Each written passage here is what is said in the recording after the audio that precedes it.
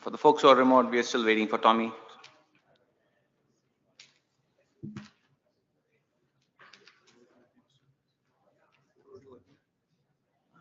Like this, you see that pink thing over there? That's like the best place to be. You can go. You can sit with us for a bit, right? Like because we have a intro thing to go through before your thing. So. Yeah, sure. Anywhere is good. I'll call for you. Yeah.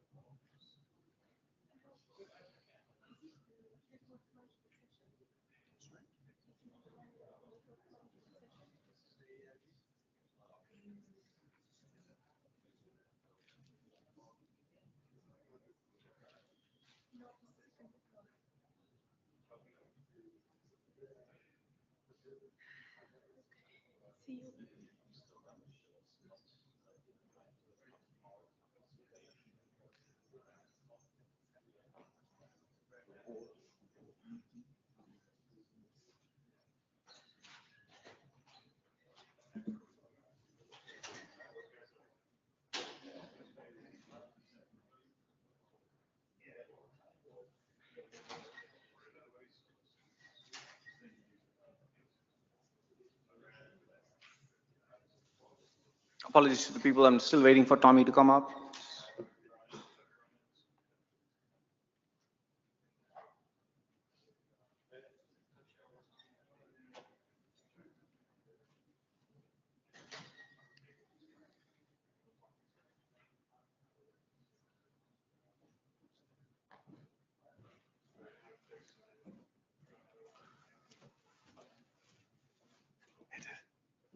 Hello, apologies for being late. Those elevators can get really slow sometimes. Tell us about it. Yes. All right. Welcome everyone. So this is the note well. It's too much stuff in there for us to summarize, but we assume that you read it and please follow the BCPs and RFCs to figure out what's in them. And generally be on your best professional behavior here, like not necessarily for this meeting, but always. But thanks for being kind and polite.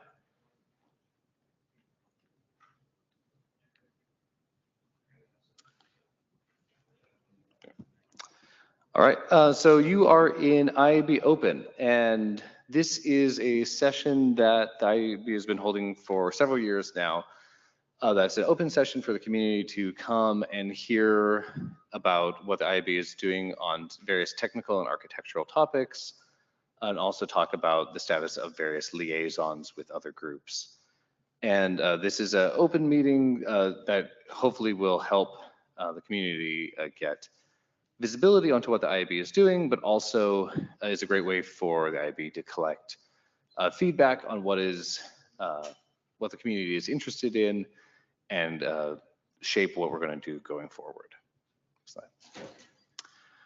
All right, here's just some information if you want to contact the IAB or get involved.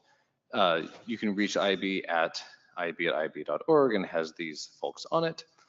We also have the architecture discuss list if you want to have a place to discuss cool architectural and technical topics.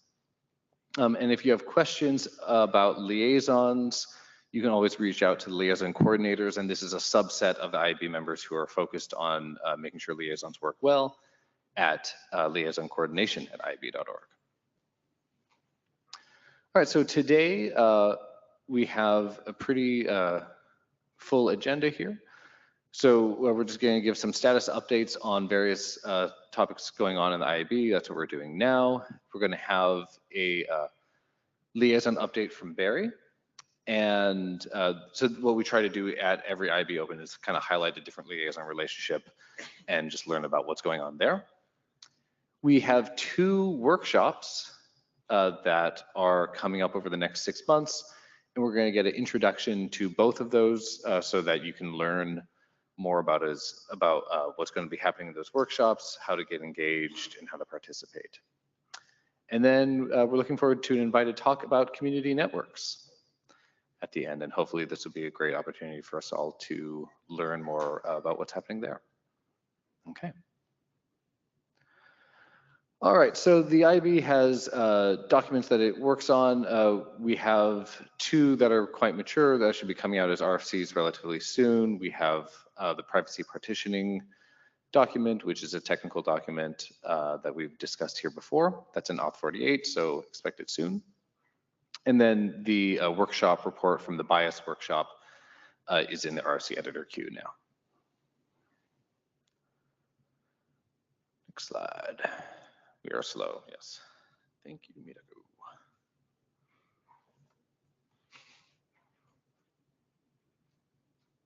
Are we going? Let me join the, just gonna join the lightweight tool. Bear with us. Okay. Here, I'm gonna kick you out. And we're gonna do this. Okay, we have 2 technical programs currently running. Whoa, hello. 2 technical programs currently running within the IAB. We have e-impact. Suresh, if you want to just give a quick update there. Yeah, sure. So we had a meeting on Wednesday morning. It was like excellent. So we had talks about like generally wide range of topics. And the goal of this is to push for an interim meeting. So we kind of gather some topics and do an interim. So this worked out pretty well last time. So we had like an interim in February. And some of the work we identified as was discussed in the green BOF that happened yesterday. So it went pretty well. So I think that's the model we kind of want to try to follow, like do some hybrid meetings once in a while, but also try to do most of these things virtually because a lot of the people are not able to attend the meetings. So it's like works like a really good model. And us being green, I think it like also helps like that we're doing it mostly virtually. Yeah, thanks. All right, and we also have the EDM program, which is going to be meeting tomorrow morning at 8 if you want to get up early and join us. We're discussing a draft there that is not formally adopted yet as an IAB document, but we've been working on in this program, discussing some principles and guidance for how to do protocol greasing in general. We have a question, Matt? Yes, you've used 2 acronyms on that slide with no definitions, which is completely opaque to visitors. So e-impact is environmental impact, and EDM is evolvability, deployability, and maintainability. Thank you. All right. For liaisons, we have 3 liaison coordinators, Suresh, Chin, and Miriam. We just had the office hours for that earlier, but if you have more questions, you can always reach out to them on the email. And there have been no liaison statements made by the IAB since IETF 119. Some other updates, we're running an experiment to see if people want to discuss new work with IAB and help get guidance on that, if you're interested in talking to us there, you can come by this afternoon by the registration desks. Also, just wanted to highlight that there is the IS Open meeting that's going to be happening tomorrow morning in the first meeting slot, and this is an opportunity to hear about what the independent submission stream is doing and be able to give community feedback on where you'd like to see that go and how you want to see the relationship between the IETF and the independent stream function. And that will help be good input to the IAB for future ISE selections. All right, so now next we're going to have Barry come up. Do you want to drive your own slides? Great.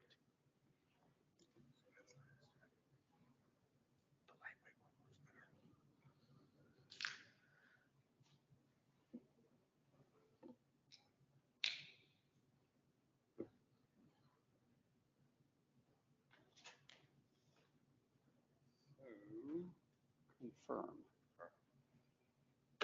Yes, you have to confirm. You don't want to show them accidentally. So, hi, I'm Barry Leva. I am the appointed liaison to MOG, and this will tell you what MOG is, what it's all about. I've got a few slides here from MOG itself. You get to decide which ones are theirs and which ones I wrote. But MOG is the Messaging Mobile Malware Anti-Abuse Working Group, not working group in the IETF sense. It's a community organization. Originally, it was just MOG without the 3, messaging being the original M, and it was chartered to talk about messaging abuse and the mitigation and thereof, defense against it. So the 3 is silent in that name. In 2009, they asked the IETF for a liaison, and I was it. So here's a MOG slide. Tells you a little bit about MOG, that it's primarily company members, 260 members, founded in 2004. This is the 20th anniversary, therefore, and we're having great rejoicing because by the accident of us having to have 10 fingers, we think of multiples of 10 as being special. But there you go. So this is the 20th anniversary of MOG. It's worldwide, technology neutral and non-political. Worldwide being we meet 3 times a year, twice in North America, once in Europe, and there's a Japanese branch of MOG called JPOG. And we've experimented with having, I don't know if experimented, some Indian organizations experiment with having an Indian MOG, but it never materialized. Maybe someday we'll actually have a MOG meeting in Asia, but not anytime soon. So the kinds of members that there are, I sort of categorize it as primarily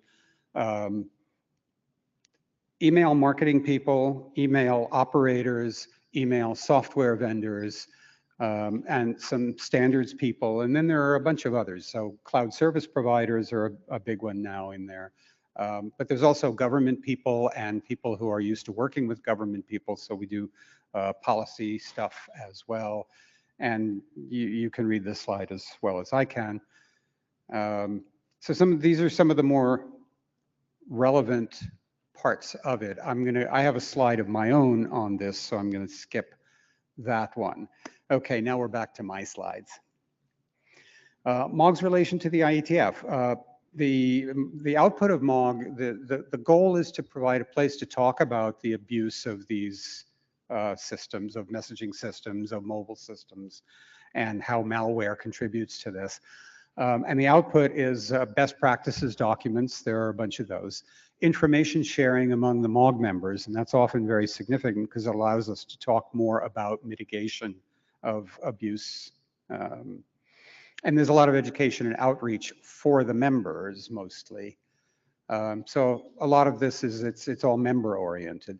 And technology transfer. The technology transfer is the part where it relates to the IETF. We've had a bunch of things come to the IETF that were incubated in MOG, and we bring information back into MOG that they then use in their planning of what best practices documents they write to advise the community. So MOG's been heavily involved in things like the email authentication work that we've done in the IETF, DKIM, SPF, DMARC. I personally don't like calling it email authentication, but that's the term that happens to have gelled for this. MOG's brought work into other working groups. UTA was a particularly notable one. The document that we're working on in DMARC, the core document, was originally published as an informational document that MOG had written. And there are some others that we had some, that we brought in from work that was done in MOG. So there's a good connection there. One of the things I always say about liaison relationships is that healthy liaison relationships work best when there's a lot of cross-pollination in general and people who work in both organizations. And that's very true with MOG, just as it is with a number of our other really good liaison relationships. So IETF work is important to MOG. Liaison work involves me taking information back and forth and helping people figure out how to bring work into the IETF. And now I have, you guys have a more formal program to do that now, which is great. I've been wishing for that, so thank you. And we've had MOG participants who've chaired IETF working groups. Some of them have stayed to do more IETF work. Some of them just chaired the one working group and then left, which is sad, but there you go. On the MOG side, some of the more relevant stuff to the IETF are the new AI committee, because AI, right? I'll just note that I attend the Network and Distributed System Security Symposium every year, NDSS, which is run by ISOC.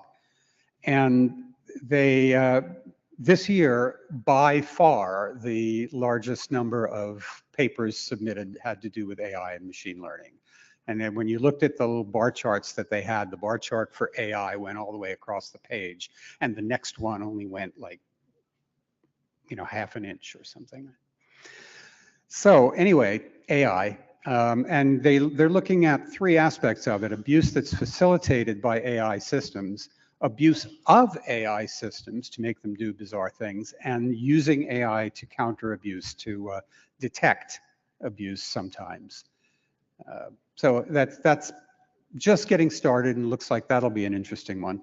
Data and Identity Protection Committee does issues of authentication and authorization, password practices, advice about multi-factor authentication and that kind of thing. So there's some papers that MOG has put out talking about how you should use MFA and why it's important, and what you should and shouldn't do with passwords and that kind of stuff. The Names and Numbers Committee, where we connect a lot with ICANN, and that talks about abuse of domain names and abuse that has to do with IP addresses and that sort of stuff.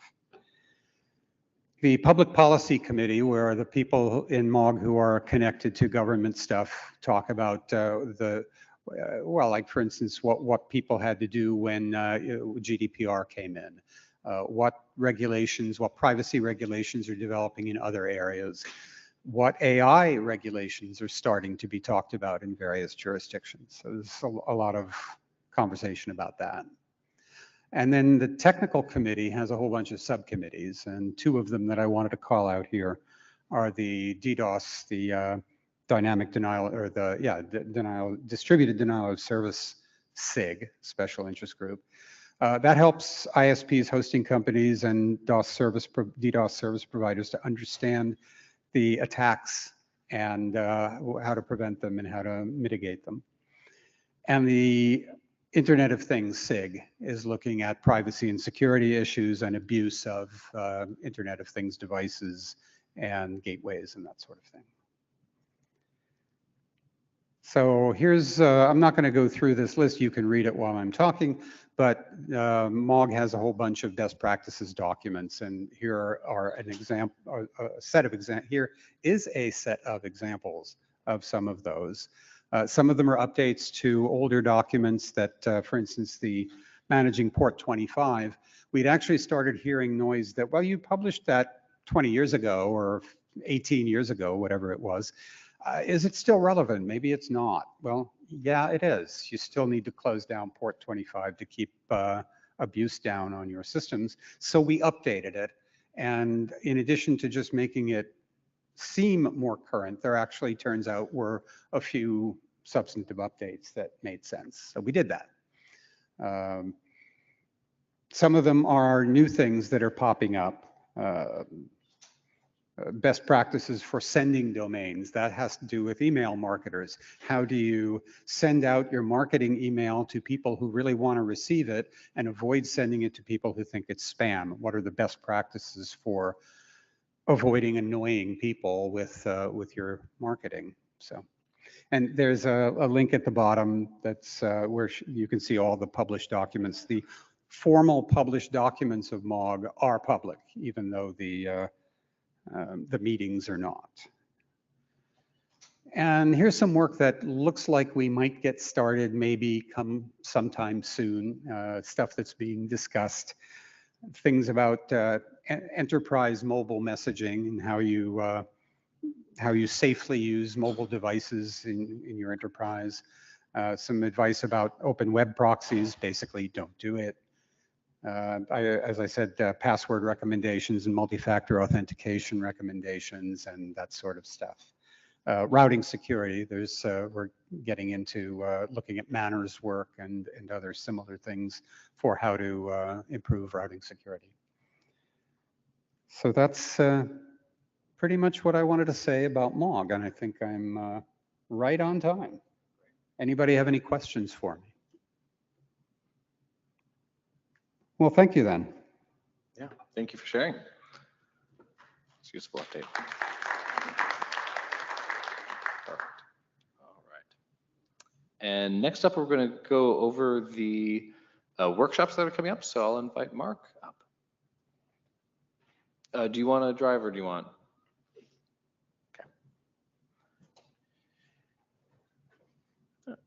Hi, everybody. I'm going to talk about the AI control workshop that we've just scheduled for the IB. Next slide, yep. So there's some interesting things happening in the world. As an example, in the EU, they had a directive passed in 2019, which talked about how people can opt out of an exception for copyright. So normally copyright is kind of an opt-in thing. You know, you have to say, I license this to you to allow somebody to use it. But for the AI purpose, this directive says basically we reverse that and you can opt out of that by reserving your rights. So next slide. And that was kind of codified in what's popularly called the AI Act, which was just passed recently, in that providers of general purpose AI models need to obtain authorization from right holders if they want to carry out text and data mining over such works. And so next slide. That's just an example, but what's happening is, and the suspicion is other jurisdictions are going to do similar things perhaps. But what's happening is that AI crawlers, AI providers are converging on using the robots exclusion protocol or robots.txt, which is an IETF standard, as the means of doing that opt-out. And so this is an emergent practice. And so next slide. The question is that appropriate? What properties does robots.txt have as an opt-out mechanism for AI crawlers? Next slide. And so, for example, if you look at a robots.txt file, you see that it allows you to distinguish things by user agent, so by the identity of the crawler. But there's nothing here that says I want to opt out of AI altogether. If I don't know the crawler name, I can't really opt out of it. So what mechanism is there for this use case in robots.txt that is amenable to someone confidently saying I have opted out of AI scraping, for example? Next slide. Furthermore, some people have brought up, this was from some hearings that were held at the Copyright Office in the US. I almost said here in the US, whoops. Yeah, close enough for my purposes, but I'm far away usually. And authors are pointing out, and advocates of rights holders are pointing out that, this was kind of a land grab, that AI crawlers went out and spidered the internet or reused existing indexes of the internet before anyone even knew what this use case was. And so what about their rights? So how does robots.txt apply over time? Does it make assertions about things that, content that was spidered 2 years ago, for example? And that's another discussion to have. Next slide. And finally, there's a lot of content on the internet that robots.txt isn't really amenable to talking about because the actual content creator or rights holder doesn't have the ability to write to the robots.txt file. So for example, this is a recently very popular social network for some reason, LinkedIn, or more popular than it used to be. And the IETF has posted to it, but the IETF has no ability to talk about how it wants to express its rights or withhold its rights for this content because it can't write to the robots.txt file for linkedin.com. Next slide. And so we've spun up a workshop to have a discussion about this. There's a recognition that the technical issues here are there, but they're not the biggest part of the work. It's more of a discussion between rights holders and people who might want to use AI or people who spider content for AI, and of course policymakers. And so we're holding this workshop to have that discussion so we as a technical community can listen to those different parties and start to think about what the requirements are and what the problem space is. Next slide. And so it's a workshop we're holding in Washington, D.C., because we want to engage with those communities more than we want to engage with the technical community. We're doing it on a relatively fast schedule because there was a recognition that if we don't hold this soon this year, it's going to get bumped into next year by various events and holidays and so forth and so on. And we really need to have this conversation this year. And so the workshop's going to be held 19-20 September, and we've made submissions due on the 2nd of August. We're not necessarily requiring to submit a full academic paper. We just need kind of expressions of interest and positions so we can understand who wants to come to this thing. It's an in-person workshop, and we're going to hold it under Chatham House rule because we identified that a lot of the parties who come to this may have sensitivities about being quoted in public, either because they represent a government or because there are commercial considerations, either on the AI side or the rights holder side. And so there will be a workshop report, and we'll try and distill all that we hear, but we're not going to be identifying individual parties without their permission. I think that's it. Is there another one? No. No, that's it. No, That's thank it. you. Thanks. And there's the URL at the bottom. So any questions?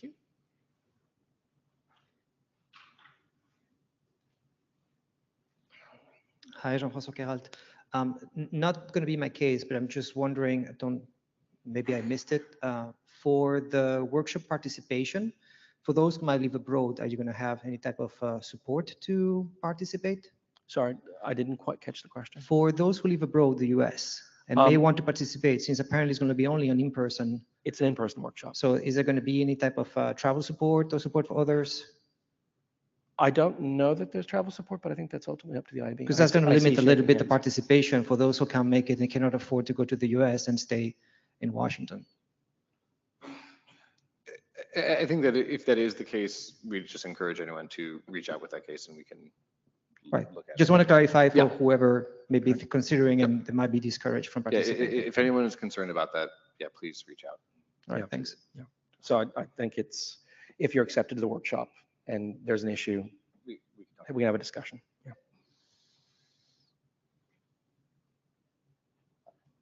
We also have, do you want to respond to that? Yes, I just wanted, even if you can't travel to the workshop, please submit your submission anyway, so there can be still good input to the workshop. And then we figure out Right. what's the useful thing to do. Absolutely. But part of the function here is just to collect a lot of different perspectives into one place, especially for policymakers to refer to, and that can serve that function too. Okay, Nick?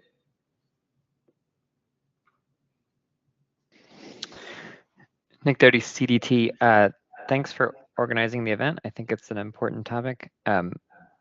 Mark, you spoke a lot about rights holders on one side and AI on the other, and I think by rights holder you meant copyright holder. Is that right?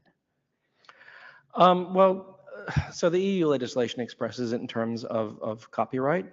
I think, in the discussions we've had in the program committee, there are a lot of related areas here in terms of other use, how granular do you want to be about your permissions about different use cases for AI. I mean, there's the general, this is training for the model. There might be other use cases that emerge in the future. We recognize it's still quite early days. So it's not a copyright workshop, but I think it's going to be the lens through that naturally a lot of the participants do look at it through. Okay, great. I mean, I hope we will do a slightly broader lens for people who don't necessarily own large copyrighted corpora, but might care about their own data. Oh, absolutely. I think, at least for me, the focus is as an individual who uses the internet and doesn't have a huge platform, how do I have a say in this? Great, thanks. Alyssa Cooper, just to respond a little bit more to that. I think this is actually well reflected in the workshop call for papers now. We tried to expand it to make it clear that these other use cases that relate to individuals' own data where they might not actually hold a copyright is definitely in scope. I want to see papers on that topic.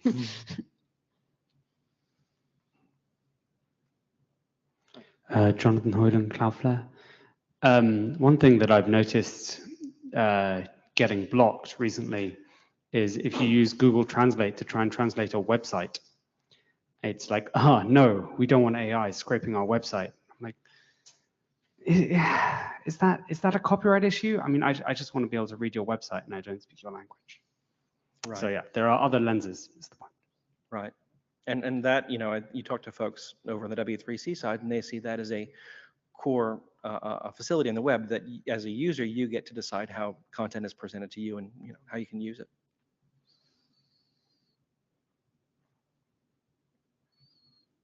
All right, any other questions? All right, thank you, Mark. Thanks. We look forward to your submissions and engagement.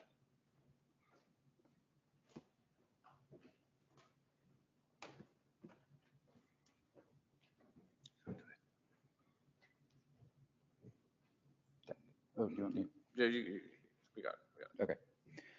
All right. So the second workshop of the afternoon is a workshop about the next era of network management operations. There's a number of people involved, both from the IAB as well as the NMOP chairs and the Ops AD as well. So way back a long time ago, RFC 3535 is actually written about a workshop that was held in 2002 by the IAB about network management. At the time, there was a bunch of sort of competing forward technologies. Where do we go from here? SNMP was quite old. COPS was one. Well, should we do stuff over HTTP? Should we use XML? I mean, there was a lot of discussions. Next slide. So in this workshop came out a bunch of requirements and recommendations, sort of, where do we go from here? How are we going to consolidate? What protocol should we use? What format should we use? And we queried a lot of operators at the time. So it was trying to bring together, coalesce both operators and protocol engineers to try and get some agreement on sort of, where do we take, managing networks today. Is anybody else in this room, were any of you present at that? I actually was. Oh, Rudiger was there, awesome. Yeah, so the people have changed. That's a clear indication, right? Only 2 of us, I think, in the audience were there. And possibly some online. I know there's other people here this week that were there too. Go ahead and go on. So one of the things that came out of that past workshop was one of the forward directions are we kind of do need to shift how configuration is especially sent around. SNMP is actually still used a lot for monitoring. I think a lot of things have shifted lately into other things that have been using web-based protocols. Prometheus is very popular and things like that. But what came out of the recommendations from 3535 was, XML was in the hype at the time. So NetConf was born, pushing it over both SSH and HTTP with REST. And then Yang is the new data modeling language, which was a deeper structured language than what SNMP MIBs and COPS PIBs gave you at the time. Next. So it's been 22 years. It's time to sort of think about what's new. And so the NMOP working group has recently come up. And one of the things that the NMOP group is charged with is to look at these technologies that are in use to manage and configure everything from routers to nhosts to these days, wireless light bulbs and all sorts of other things. And then figure out, you'll notice that the bottom bullet actually refers to 3535. What should we do? So next slide. So it's time to do it again, right? It's time to actually take the big picture approach. It's time to look at the full gambit and say, where are we and how do we think longer term? How do we think, what is our trajectory for trying to get? It's a very wide venue, right? Network management is used across all swaths of the entire IETF set of protocols, from managing BGP to managing web servers to managing everything. So the big picture approach is actually kind of hard. So the IAB wants to hold a workshop, another workshop about that. Next. So this is the description of the workshop. We've sort of just been putting it together. It's not entirely done. There's some TBT kind of things, but we did want to announce it this week before we make the full call for papers at some point in the future. But the three goals are: one, we want to review the output of, okay, we made recommendations in 3535. Did we follow them? Did the industry follow them? Are anybody using the results? So trying to do some historical analysis of what has happened. Some sketching some new requirements. Where do we want to go from here? What are we missing? What requirements actually did we miss? What requirements are actually still unfulfilled? And then sort of to develop a plan of action, right? If we were going to progress from here, what are we thinking? What's the modern industry thinking? Next. So there's a lot of topics, and this is still subject to a little bit of twiddling. We don't want to conflict with things like the NMRG, the Network Management Research Group, which is also thinking about long-term trends of network management and very new ideas. But really sort of in between, where we want to talk about tooling and open source and proof of concepts and interoperability and things like that, more the traditional. How do we shove data and knowledge around, especially with the size of networks growing to 10,000 plus devices? Some people wonder whether our current network management tools can actually scale to levels like that. And one of the things that we're going to do is not just, and we did this actually 22 years ago as well, we don't just want to hold a workshop. We also want to try and pull in information. So we're actually there's some people that are going to go hold sort of information gathering sessions at a bunch of operator communities for two purposes. One, to gather some information and bring it to the workshop, right, sort of summarize it and say, look, we went out and talked to a bunch of operators. This is what they're using today. We counted the number of times that they do SSH, whatever it's going to be, right? And then two, to try and encourage them to come. 22 years ago, there was actually a little bit more operational centered folk in the IETF. There was more operators actually participating, and these days that is, it's declined a little bit. There is in certain areas in the IETF and less than others. So we want to encourage them to come. It's still like a normal IAB workshop where you expect to write a proposal or a thought paper.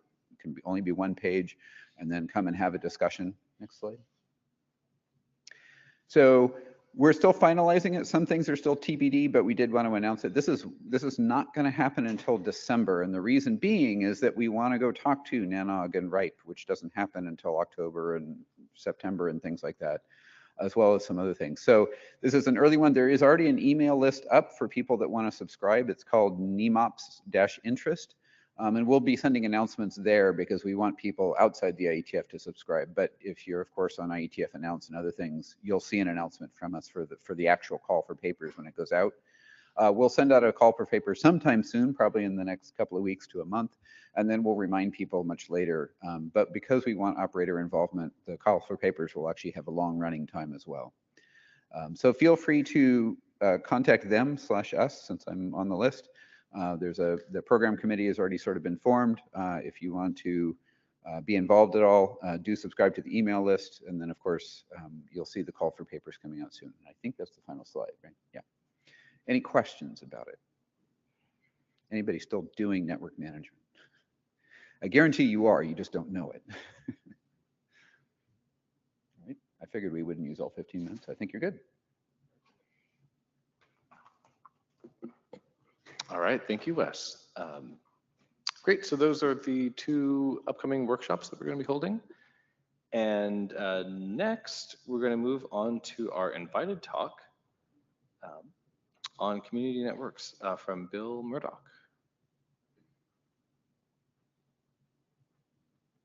All right.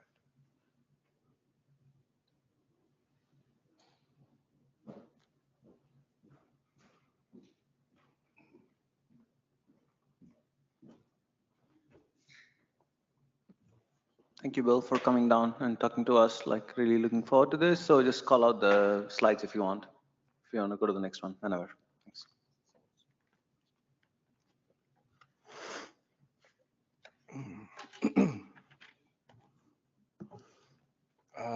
So community-led solutions in indigenous communities. So I just thank you for IETF and IAB and ISOC for bringing me onto this platform. Next slide, please.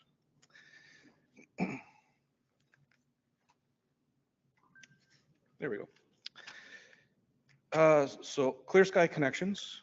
First off, Clear Sky is not an internet service provider. I get that request a lot from Manitoba communities. Well, can you provide internet service? No, we're not an internet service provider. Clear Sky is a not-for-profit federally incorporated corporation in Manitoba, or well, in Canada. We were incorporated March 31, 2017. In Manitoba, there's 63 First Nation communities. We're collectively owned by 44 of the 63. And for a community to become a part owner, it's just a matter of filling out a form, and then they become a part owner of Clear Sky.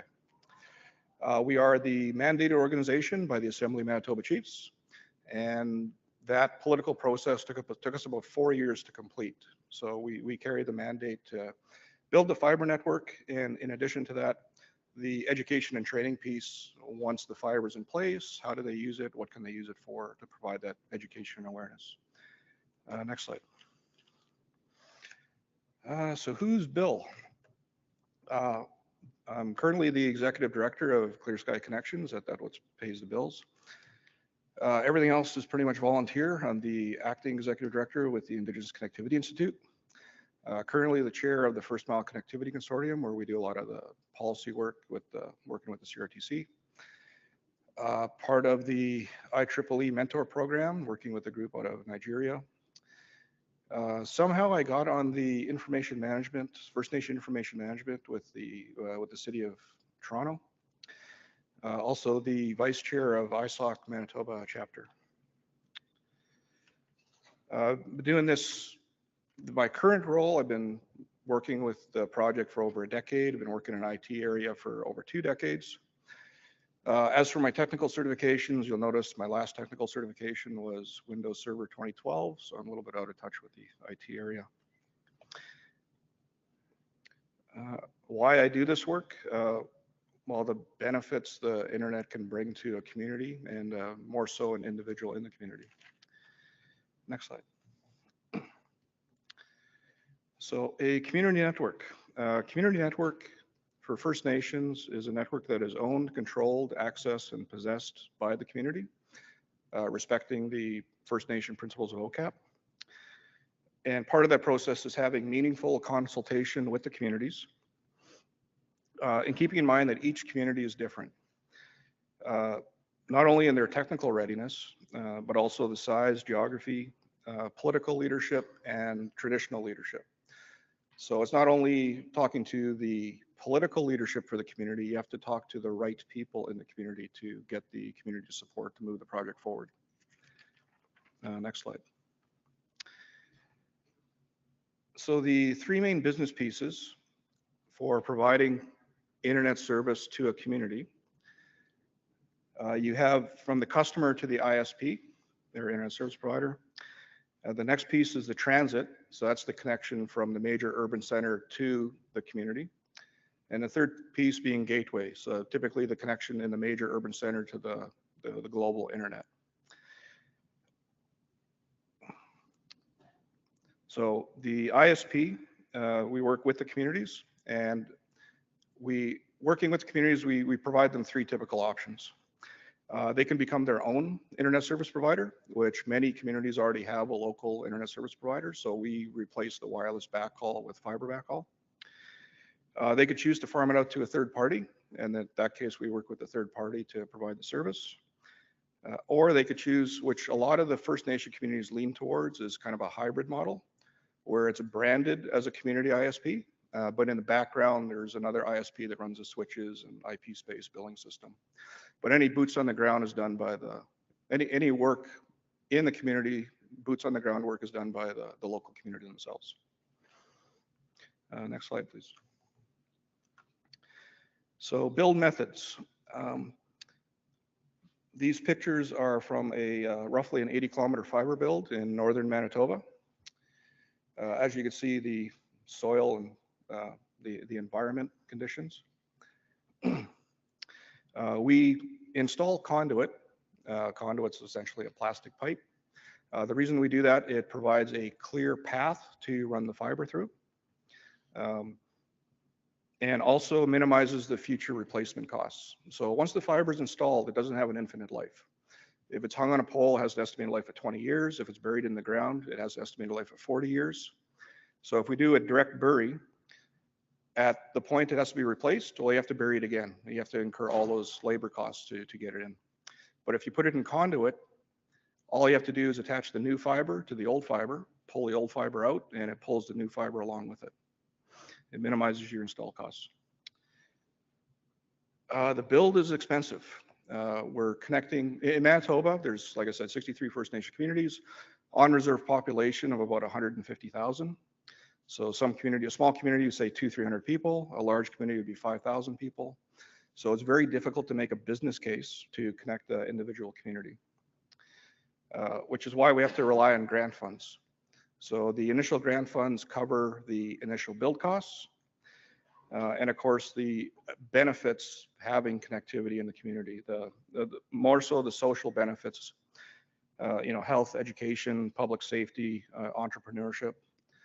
Imagine trying to run a business, create a business, if you do not have internet access and say you don't have a computer. It's very limited how far you can go in running your business. Next slide, please. So building in remote areas. Well, there's a short build season, especially for Manitoba. We have to wait until the ground is thawed so we can bury the fiber deep enough. Typically that's June. So our build season's from June until the ground starts to frost over, which is end of October, early November. Also, some areas are not connected by all season roads. They have seasonal roads. So we have to wait until there's 32 inches of ice before we can get the heavy machinery and heavy trucks on the ice roads to stage equipment and stage materials for later build later in the fall when the weather gets warmer.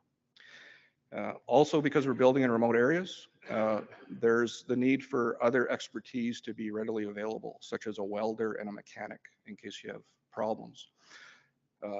If you're building in remote areas and something breaks, it's very time consuming to fly somebody up from say Winnipeg to the area to fix a mechanical problem or to weld something that may have broke during construction. Next slide. So the barriers of access. The technical barriers, access to existing infrastructure. So in Manitoba, there is a lot of existing fiber and a lot of simply getting agreements to physically access the fiber, either dark fiber or dark waves, is one of the technical barriers. Financial barriers, access to grant funds to cover the initial costs. And even when we have funds available, the eligible costs within those grant funds, which is a moving target. And depending on the funding provider, like some funding providers will say they may cover some of the operational costs or legal fees. Other funds may not cover operational costs or legal fees. Some funds may cover the hardware at the POP, but they do not cover the CPE equipment. So we can install fiber and get connectivity at the community, but we don't have funds to install the hardware at the individual homes. Legal barriers, service agreements and partnership agreements, working with other entities to be able to provide connectivity to these communities. Next slide, please. So well, this is a map of the city of Toronto, their fiber map. Two major telcos. One telco's the red, the other one's the blue. So with the funding model, with the current funding models, they look for complete solutions. They look for access to the customer and access to the gateway of the global internet. So I mentioned those three business pieces where you have ISP, transit, gateway. Well, the funding models want a complete solution. So because of the funding models, you're left with a situation where you have fiber running to a neighborhood by one telco. Another telco puts in a grant application to provide access to, say, a neighbor or neighboring neighborhood. So there's another grant agreement, another funding. So you have fiber on both sides of the same neighborhood, but two different telcos, or you may only have one telco that has fiber to your premises, and you're limited to who you can use as a service provider based on who owns the fiber. As opposed to a shared access infrastructure. So if we simply build fiber and it was community owned and everybody has access, then the customer would have a choice of who their internet service provider could be, as opposed to being limited to who owns the physical infrastructure that runs to their premises. So like a road, the internet is for everyone. Next slide, please. Why fiber? This project actually started 11 years ago-ish under the Assembly of Manitoba Chief's health portfolio. At the time, it was, how do we get more bandwidth to support electronic medical records? Because we were deploying EMRs to First Nation communities. The project, the health department separated from AMC to form FINISM, the First Nation Health and Social Secretariat of Manitoba. Under FINISM, a feasibility study was done. The only viable option was to run fiber everywhere. It was the only technology that could provide sufficient bandwidth to support EMR. So the project scope expanded from more bandwidth for EMR to connecting communities with fiber. Is there a need or a fit for LEO and other wireless technologies? Yes, it is in the plan, but we need the bandwidth for not just internet, but voice services, streaming video, digital radiography, cell service, especially with 5G cell service. So there is a fit in there for LEO and other terrestrial wireless, but we see it as a backup in case, or when the fiber gets cut, when the communication gets cut, to have the critical communication go over the wireless network. Plus with the wireless network, there's distance limitations.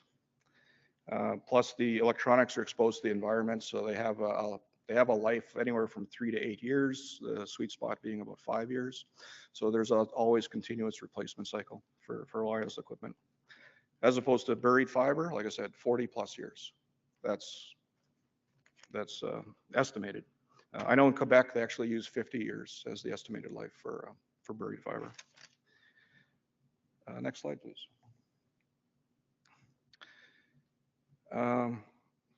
FIBRE, fiber. I know there's going to be debate. Please hold your questions. So why fiber? Well, again, vast distances. Our build plan uses existing, try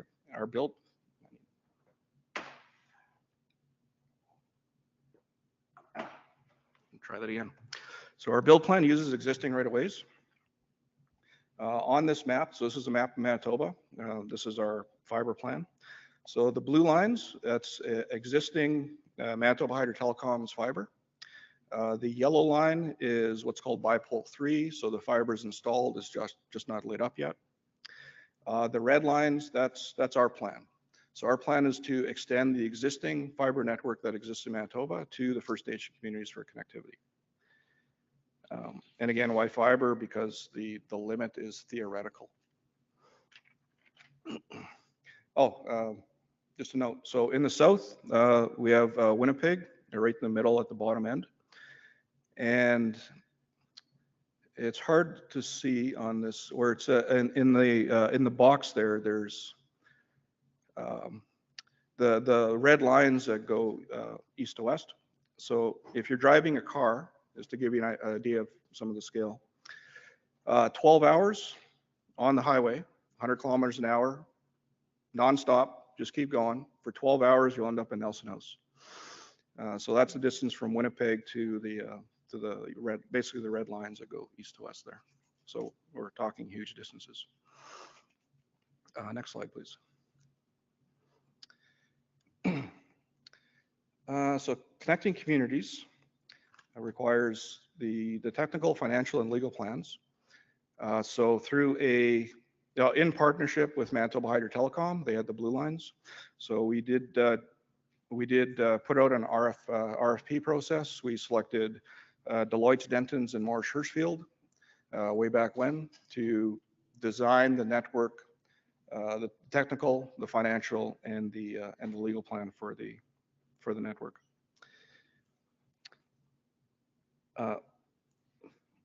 For connecting communities, so the short money is in the construction.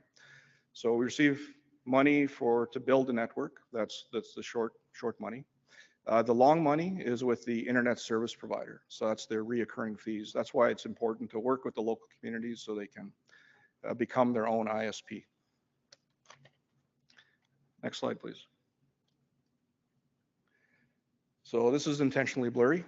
That's our technical plan. Well, it's part of our technical plan. So we do have the technical plan to connect all 63 First Nation communities in Manitoba, both the physical and the logical network design. Next slide. The financial plan, I think it's pretty straightforward. So we're using we use a 70% subscriber model. So once the community is connected with fiber, using that 70% subscriber model in the community, we can show that the project operating as a not-for-profit is sustainable, and we can replace the fiber at a 40-year life expectancy. But the big block is the initial build costs. So we need the grant funds to do the initial build, but once it's built, it is sustainable going forward. And the First Nation communities, in short, they have to all work together. So for this to work at all, we need to leverage economies of scale. So we need to work with everybody, and everybody needs to work together. Next slide, please. The legal plan, items such as service agreements for transit or access to existing fiber or co-location agreements, community ISP, partnerships, in case there's a break fix that needs to be done, business structures, and of course revenue sharing. How do we pay for everything? Next slide, please. And this is my second last slide. So in a nutshell, the internet's for everyone. Why do I do this work? Well, for me to help all the communities or help a community is a grand task. So my philosophy is I look to help an individual in the community.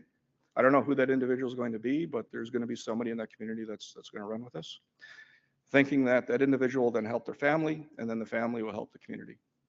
So in partnership with, I'll try to remember the name of the company, Interactive Design. So in partnership with Interactive Design, we ran the new media program, NU media program. The new media program provides education and training, everything anything to do with working on a TV or film set. And through that, we had a partnership with, or Netflix was interested. Jambo, who's the gentleman there, you notice the Clear Sky logo on his sweater. So he did a short film, 5-minute short film. Netflix loved it. They actually gave him a grant to expand his short film to a longer format for the Netflix platform. So that's one of our big success stories. I know he's filmed it. It's in the can. It's just not on the Netflix platform yet. In the group picture at the top there, the top corner, kind of his head sticking out. That's actually my son. He got voluntold to be part of the program. And through this, he's got the acting bug now. So he's got a couple film credits. He hasn't any speaking roles yet, but he's on that path. The group at the bottom, that's the Nelson House build that we completed back in 2020. That was the groundbreaking ceremony.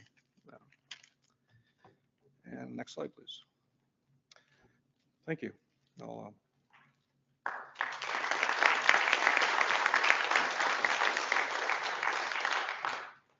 was I for time?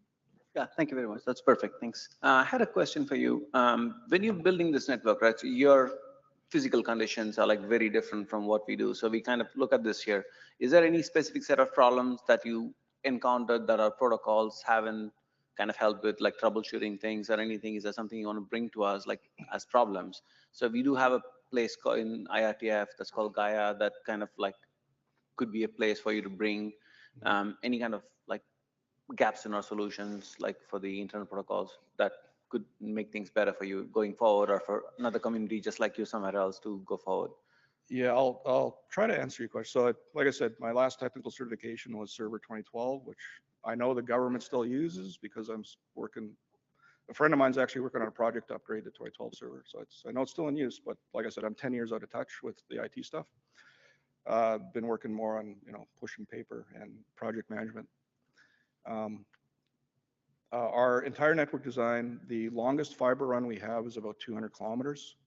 I know I believe it's Ontario, they actually have a fiber run that's 300 kilometers, but that fiber run is for redundancy and resiliency on their network, so it's not their primary connection. So I don't know, maybe technical specs to allow being able to push the signal farther distances where there's no option for power along the whole length. From a policy side, dig once policy. So if you're going to open up the ground for anything, water, sewer, putting in new roads, replacing bridges, put in conduit. I mean, conduit's like $5 a meter. If you're spending $1,000 a meter on a gravel road, add $5 a meter for material costs to put in conduit. That'll save us, $60 or 60,000. To install conduit is roughly $60,000 a kilometer in these remote areas. So if you already have the equipment there to install it, put conduit in. Then we just have to blow the fiber through the existing conduit. Funding models. The funding models need to be more flexible because there's a lot of expenses that are not under eligible costs that we have to source those funds outside of the grant funds, through revenues or some other means.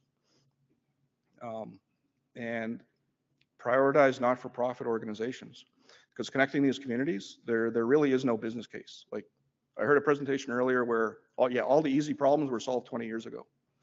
Well, if there was a business case to connect these communities, the major telcos would do it already. It would have been done, but it's not done because it's expensive. And we're talking a community of 300 people to 5,000 people. It doesn't make sense for a major telco to build infrastructure there to provide service unless there's a financial incentive for them, but there isn't. So that's why we operate as a not-for-profit. And that's why we separated out into 3 separate business pieces. So the gateway, so there's lots of gateways, internet exchange points. We just connect from there to the transit piece to the community. So the transit's a separate business piece. And then you have the internet service provider, which is, we work with the local community. In Winnipeg, there's actually an internet service provider that is one office building. A friend of mine rents space in there. There's an ISP, and the ISP is literally one office building. So all the tenants in there subscribe to that ISP. So it doesn't have to be huge. I mean, it could be very small, and it works. Thank you. I don't know. Does that answer your question? Yeah, it does. Thank you. Thanks, Pete. Totally cool stuff. Thank you. Absolutely fabulous. 3 really quick questions. The ownership model of the fiber plant after it's built, does the not-for-profit still own it? Yes. Cool. What was, as far as the grants, were you mostly getting government or were you getting private and government, or a mix, how were you getting the money for this? This is expensive, I know. Majority of the funds are the government grants. Okay. I know in the United States, they have the BEAD funding that they've been advertising. So I've done a little bit of work with New York State and California. So that's why I'm familiar with that. But my focus is obviously in Manitoba, Canada. So here we've had a number of grants. Way back when we had I think CTI, Connect to Innovate. Under the CTI grant, it was last mile builds only. So, well, there's no transit, what are we going to connect to? So it didn't make any sense. So then they came out with new grant funds. Universal Broadband Fund is the big one now. But with the UBF, again, they're looking for that end-to-end solution where you go to the telcos to, okay, we need you to build the fiber infrastructure or the wireless infrastructure to provide service to this community. Well, you're essentially creating a monopoly for that community. I mean, the community really only has one choice because you only have one owner of the infrastructure. That's why our model is to separate it out. Clear Sky owns the transit, and then we don't care who the ISP is. That's up to the community to decide. We fought this same battle locally where I am, and that's a great model, much better than what we came up with. The last question is really simple. Don't you guys have permafrost up in northern Manitoba, and how do you deal with that? Yeah, that's a great question. So actually permafrost is actually really easy to run fiber through. It's actually like cutting butter. I mean, I said like a rule of thumb, we use 60,000 per kilometer to build. Going through permafrost, you could actually do it on probably under 40,000 a kilometer, because you don't have the rocks, the tree roots, and the other obstacles that you encounter with, working more in the south. So it's actually really easy going. You could do 10 kilometers a day easy, as opposed to 3 to 5 in the environment that I showed the pictures of. And you don't have to blast rocks. I mean, blasting rocks is very expensive. So they're very difficult. Sorry, go ahead. Hi, my name is Mia Kulevin. Thank you for doing this work. That's really important. The one thing I'm wondering about is like you have this model where the community runs their own ISP. Isn't this a big challenge because you need to train the people with the technical expertise? Are you involved in that as well? The question's a little bit more complicated, but the simple answer is yes. We're involved with that. Okay. So the 3 business models we offer to the communities, they become their own ISP. Some communities already have a local ISP, so we're just replacing the wireless backhaul with fiber. They could choose to farm it out to a third party. So whoever that third party is, we work with them. Or they could choose like a hybrid model or a white label model where it's branded as a community ISP, but in the background, somebody else runs it. So we help with that negotiation process. And in there, we build in that. So if they choose the hybrid model, which a lot of communities lean towards, it's built into the agreements that when the community has the technical expertise to run it on their own, they can then take over that ISP process or that ISP company. Yeah. And I know its focuses on internet, but we're talking the transit. So internet's one service, cell phone, voice, television, computer radiography. I mean, the list goes on and on and on. So the transit has multiple uses. Yeah, maybe I'm not sure if you can answer that question, but to go one step further, is there also a barrier by these communities to maybe use the internet? There's communities that have basically been reliant on dial-up. Today, there's essentially dial-up internet. And the map going from north to south, there's a community called Gillam. So the fiber runs up to Gillam, and then from Gillam, it's a wireless signal that shoots south to reach the communities. So, but that's a 1 gig wireless link. So by the time it gets to the last community, it's actually worse than dial-up because all the bandwidth gets chewed up by the communities that it hits first. So there's definitely an education and awareness piece that's built into what we do. So Clear Sky carries the mandate to do the fiber build, but part of that is the education and training and the awareness. And one of the groups I work with is the Indigenous Connectivity Institute, the ICI. So through the ICI, we're just starting up to build the Indigenous connectivity workshops to provide that basic level, the high level introductory awareness and training to communities as what's possible. I mean, we're basically a volunteer organization under the ICI. We look for technical trainers. They're looking to volunteer their time to provide their expertise and knowledge transfer to First Nation communities. So actually, our next one is September. Great, thank you. Thank you so much. Thank you. Thank you for your question. Hi, Sean Turner. Really cool work. Thanks. Former ISOC board member. It's good to see the chapters knocking it out. Hey, so just a quick question. I really appreciated the scale and the picture of the map because I'm from a country that's a little smaller, it's a little south. I'm just curious, what's the total distance of fiber that you think you're going to end up dropping? 3,000 kilometers, roughly, give or take. I knew that question would come up. I meant to look it up before I But at gave this 3,000, talk. it's still pretty, it's a whole lot. Yeah, we started this project about, like I said, about 11 years ago. And as time goes by, it gets more expensive to do. Like, Shemata, can you bring up the map? The slide with the map on it.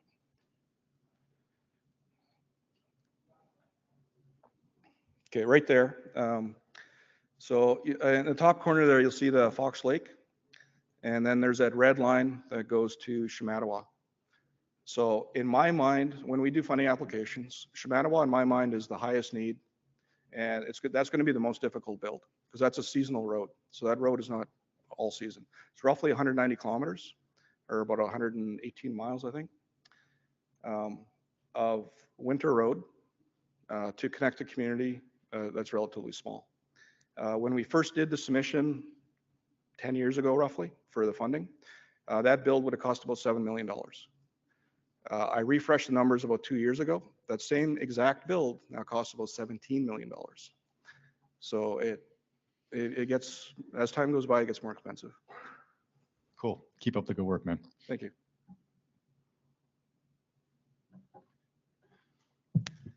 Matt Mathis, awesome work. I have a question about the other map, I think it was page 7. Page 9, that map. I noticed a lack of purple. Is that a plotting artifact or is that real? And what I'm curious about is if you know what the mechanism is by which the ISPs signal each other, because that level of collusion is usually not legal. It's certainly not legal in the US. And there's evidence that the maps in the US look like this too. Mm-hmm. How are they signaling?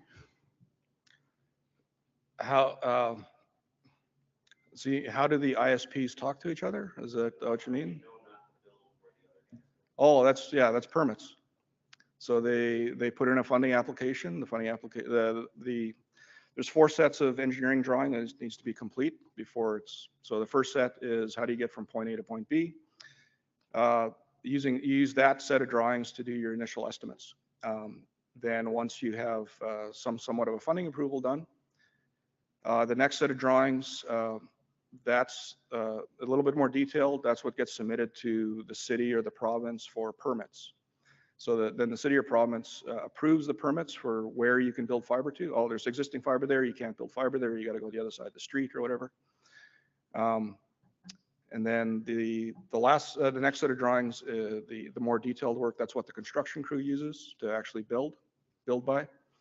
And then the last set of drawings are your as-builts, which are the most important because sometimes you have to deviate from the path. So the second set of drawings includes implicit communications through the approval agencies. Yes. Yeah, and I use the City of Toronto as example. This information was pulled from a request for comment submission done to the CRTC through their RFC process. I know it's different from this RFC process. So I pulled this from one of the submissions just to illustrate that because of the funding models, these are 2 major telcos. I don't remember. Anyway, the red is one telco, the blue is another telco. So 2 major telcos doing fiber builds in the city, and the fibers, they don't connect to each other. They probably talk to each other at the internet exchange point, but I'm just guessing at that point.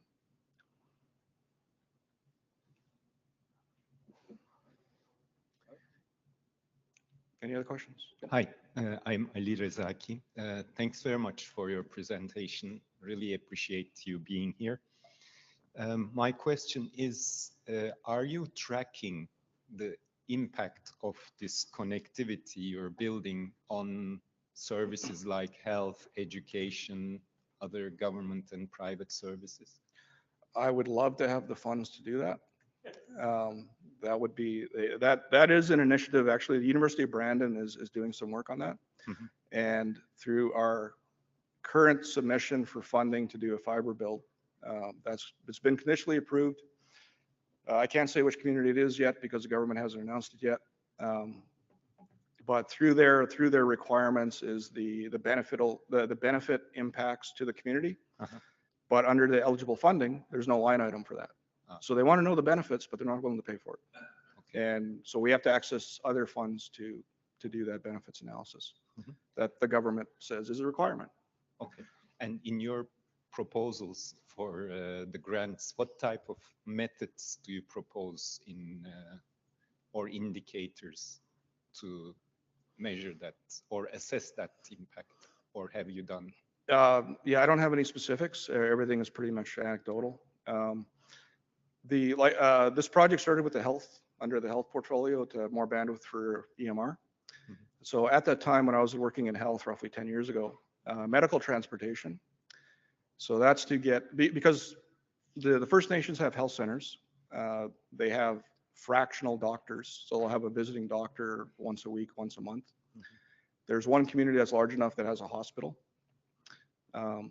So if somebody needs to see a doctor or they have some medical emergency, they have to be transported out of the community to the nearest hospital. That's under MedTrans. When I was working in health at the time, it was $110 million a year for MedTrans. One of the chiefs of the community said if they had connectivity, we could probably save 80% of our MedTrans expenses. But let's say 80% is not realistic. Let's say 10% is a realistic number. So $110 million a year at that time, well, that's $10 million a year. Well, we could take $10 million a year in perpetuity, leverage it, and that would pay for the whole network for Manitoba. That would be, I mean, we'd be done. I wouldn't be here talking to you saying, this is what we need to do. I'd be saying, this is what we did. So we're still working on that. And I'm sure it's more than $110 million a year in Manitoba for MedTrans. Because at that time, it was $20,000 a flight to get somebody out. Sure. Thanks very much. Other benefits, to expand on that, I guess. The schools in First Nations, in Manitoba, you need 31 high school credits to graduate. So the core catalog is 31 high school credits in Manitoba. That's it. The high school I went to had a catalog of 110 credits. So I could take something like grade 12 physics. Well, grade 12 physics is not offered in First Nation because it's not part of the core. To be hired by Manitoba Hydro Telecom, you have to have grade 12 physics. To get into some university programs, you have to have, you know, like grade 12 physics, chemistry, bio. So as you have people that come out of the community to go to higher education, well, they're already behind their peers because now they have to go back to high school to take these other courses to get into university. Right. Thanks. Thank you. All right, I think that is the end of our queue and the end of our main agenda here. So thank you again, Bill. I think this was really insightful and it's fascinating to hear all the different things that you're doing. And this is really great work and really helpful perspective for all of us who are working on all our various niches of the internet. And this is so much of the core critical work of actually making it useful to people. So thank you for doing the work. Thank you. And thank you for sharing with us.